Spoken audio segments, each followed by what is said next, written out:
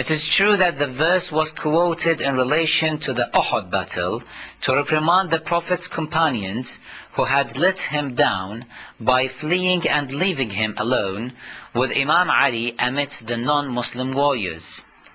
But the verse also speaks of the future. It says that a group of people would turn back and become apostates. They would bring no harm to Allah because they would actually be harming themselves, as they would go to hell.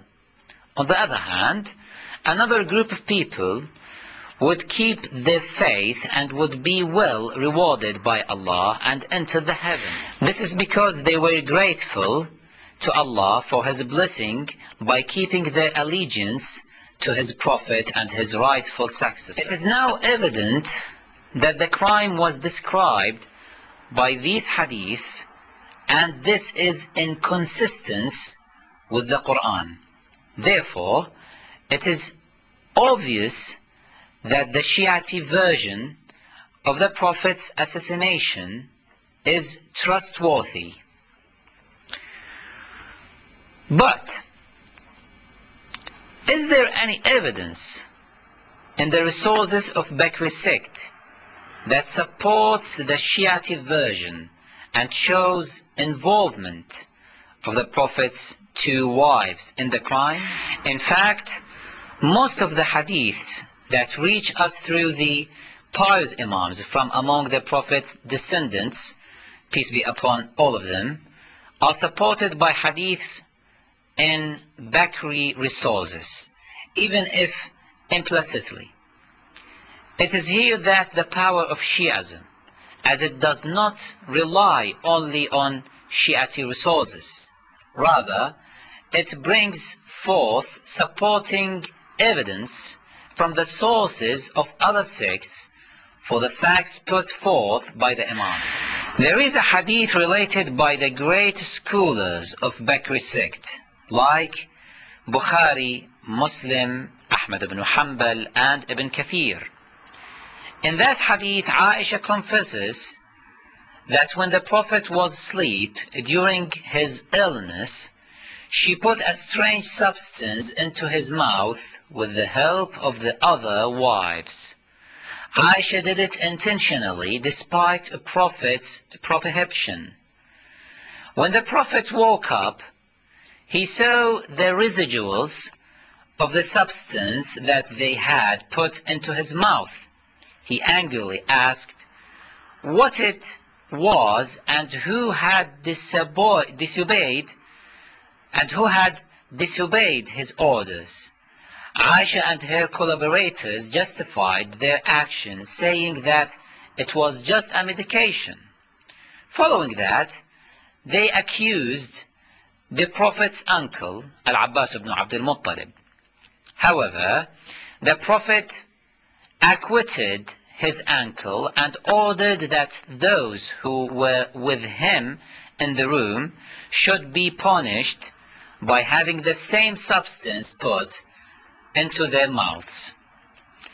Aisha relates, لددنا رسول الله في مرضه وجعل يشير إلينا ألا تلدوني فقلنا كراهية المريض بالدواء فلما أفاق قال من فعل هذا ألم أنهكم أن تلدوني قلنا عمك العباس تخوف أن يكون بك ذات الجنب فقال صلى الله عليه وآله وسلم إنها من الشيطان وما كان الله ليسلطه علي لا يبقى منكم أحد في البيت إلا لد وأنا أنظر إلا العباس فإنه لم يشهدكم.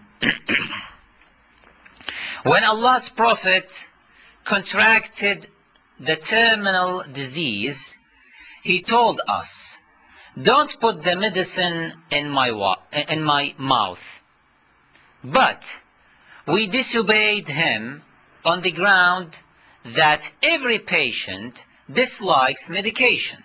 So we put the substance in his mouth. When he regained his senses, he wondered, who did that? Have I not admonished you not to do that? So we said, it is your uncle al-Abbas who thought that you might have contracted a lateral tumor. The Prophet said, this disease is caused by the devil. I cannot contract it. The Prophet ordered that everyone in the house must put the same substance into their mouths, except al-Abbas, as the Prophet said, he was not with you. It seems that people were confused about what had happened to the Prophet. This was the matter that forced Aisha to relate this hadith. This was the matter that forced Aisha to relate this hadith in an attempt to falsify and conceal the truth. She wanted to hide the truth of the substance that she put into the mouth of the Prophet, claiming that it was a medication. She explained that what she made was lead, which means administering medication to a side of the mouth. What exactly was that strange substance? Why did Aisha and her collaborators intend to put it into the Prophet's mouth during his sleep? Why did Aisha and her collaborators falsely accuse al-Abbas of the crime? Why did the Prophet order to have them punished by putting the substance into their mouth?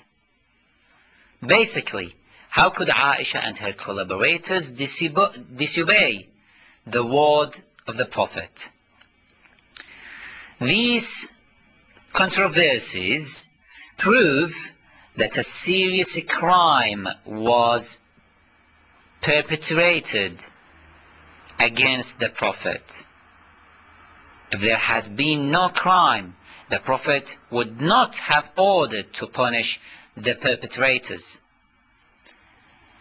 If that substance had been indeed a medicine, the Prophet would not have forbidden it to be put into his mouth. This would not have stirred his anger.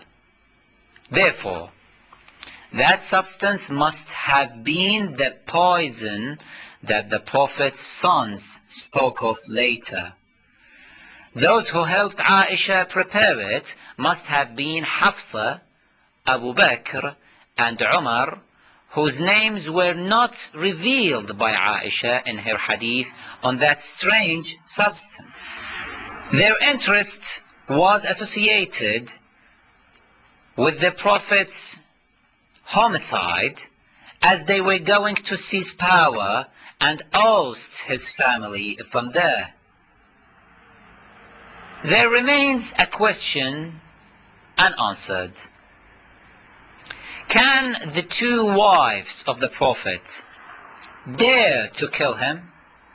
Is it possible that Abu Bakr and Umar, who were among the Prophet's companions, dared to commit such a crime? The answer is, it is not unlikely at all, because the Quran mentioned that the two wives of the Prophets, Nuh and Lut, alayhim as-salam, peace be upon them, betrayed them and would go to hell.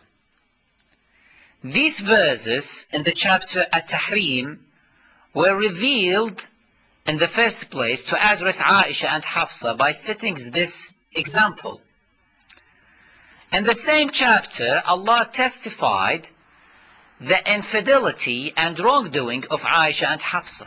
He threatened them strongly should they fail to repent, as I explained earlier.